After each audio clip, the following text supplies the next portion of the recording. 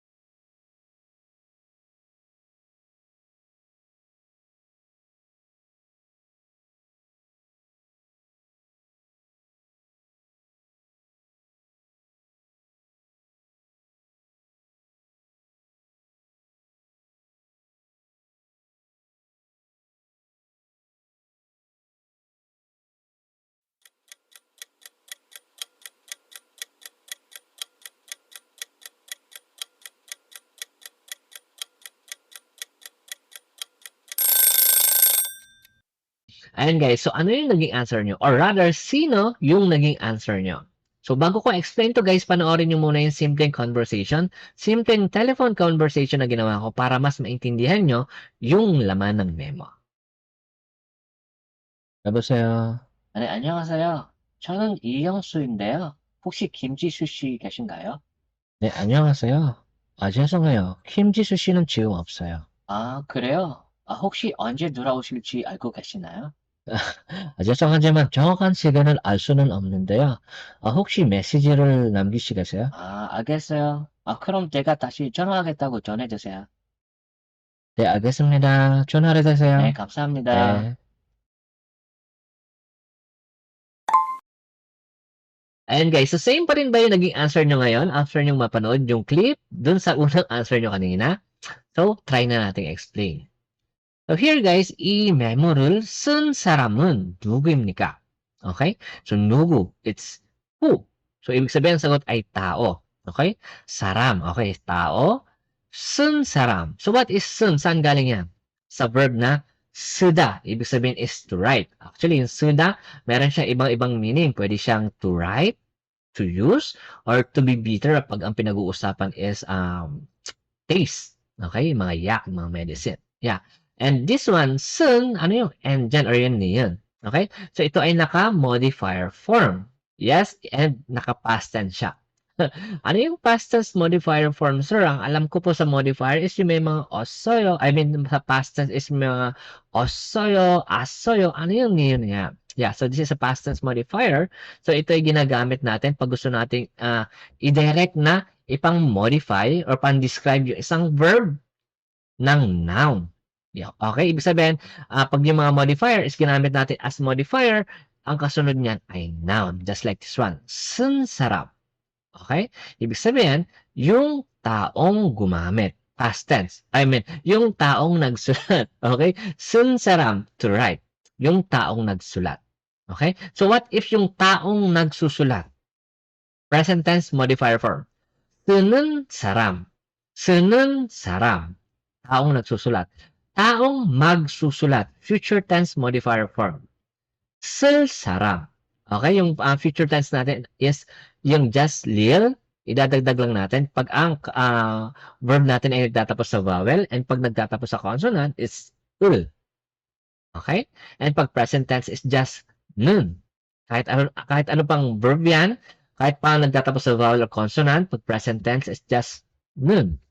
At pag past tense, pag nagtatapos sa vowel, it's it's niyan, and pag nagtatapos sa consonant, it's Just like this one, sun, vowel siya. So, dagdagan lang natin siya ng sound ng N. Sun sarap. Okay? Okay? Yeah. So, i-memo. So, memo is just memo. Okay? I-memo를 쓴 사람은 누구입니까? Sino yung nagsulat ng memo na to? So, tingnan natin. So, here, Chunhua memo, katulad ng napanood nyo kanina, it's a memo about cellphone. Okay? Kim Jisoo, yung unang tao natin, unang character natin. Kim Jisoo si ege. What is ege? To.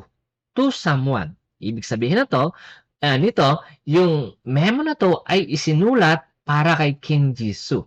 Okay? And ibig sabihin, since yung memo na yan ay sinulat para sa kanya, hindi siya nagsulat niyan. Ibig sabihin, mali na si Kim Jisoo.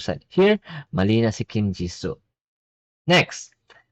And this one, ito yung date, 2007. 이천 7년 10월 30일 오후 3시.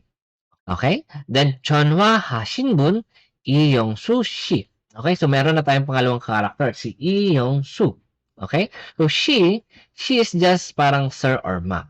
Okay? 이영수. Here, bun is an honorific form ng saram or sometimes in, no? Saram in bun. Okay? Yung bun is yung pinaka-honorific form. Okay? And 전화하신 분 is parang sa normal form is 전화한 사람.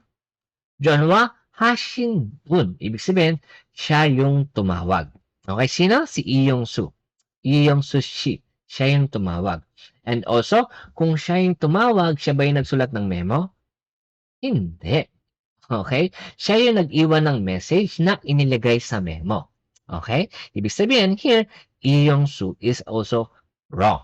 Okay? So, ibig sabihin, isa na lang natitirang tao natin, which is si Kim Min-soo, siya yung gumawa ng memo. Bakit? Siya yung 전화 받은 사람. Ano yun? 전화 is call, 받은, from 받다, to receive. Naka-modifier form then, and naka-past tense.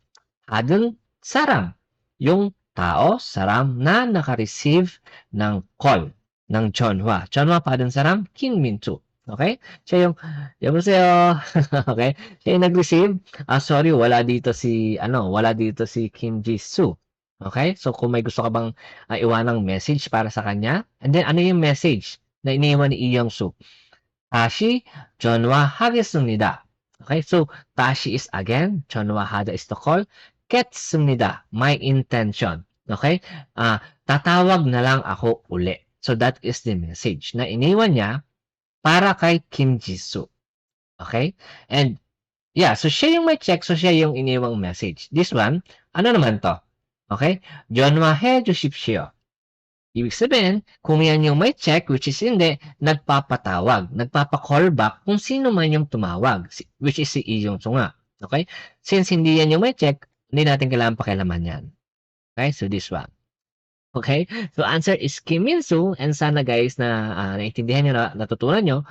And also, huwag kayong masyadong matakot sa honorific, no? It's just para ka lang maglalagay ng she sa mga verb. Actually, it's verb stem plus ushi. Kung ang verb stem mo ay nagtatapos sa vowel, it's just she. Just like this one, Janwa, hashi. Hashin bun. At pag nagtatapos naman sa consonant, it's ushi. Okay? So, ano bang magandang verb na nagtatapos sa consonant? Ayan, here. Yung padta. Padushi. Padushi. Okay? Padushi, oyo. Okay, padushi, oyo. But yeah, so for now, tanggapin na lang muna natin na merong honorific form. Ang mahalaga, naiintindihan natin yung video, yung question na to. Okay? So once again, thank you for watching. See you again next time. Bye-bye.